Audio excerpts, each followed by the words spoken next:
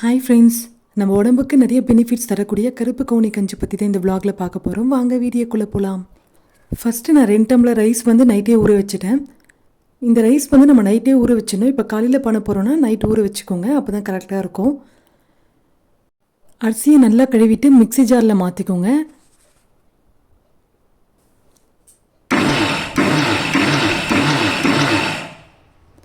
இப்போ நல்லா கொஞ்சம் குறைன்னு அரைச்சி எடுத்துக்கோங்க. இந்த மாதிரி இருக்கணும்.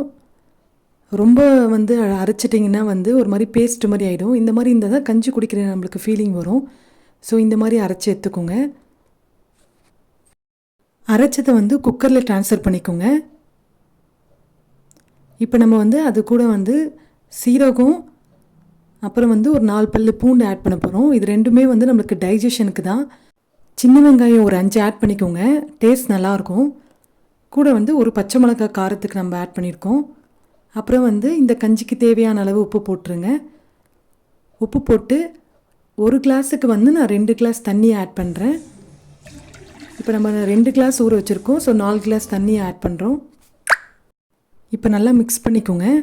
கூட நான் லைட்டாக ஆயில் ஆட் பண்ணுறேன், ப்ரெஷர் வெளியே வராமல் இருக்கிறதுக்கு.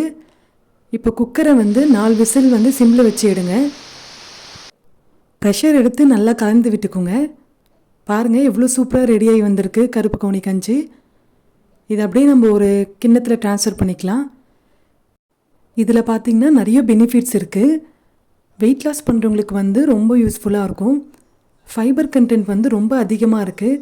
ஸோ டயபெட்டிஸ் பேஷண்ட்ஸு, கொலஸ்ட்ரால் இருக்கவங்க அவங்களாம் இந்த அரிசியை யூஸ் பண்ணலாம்.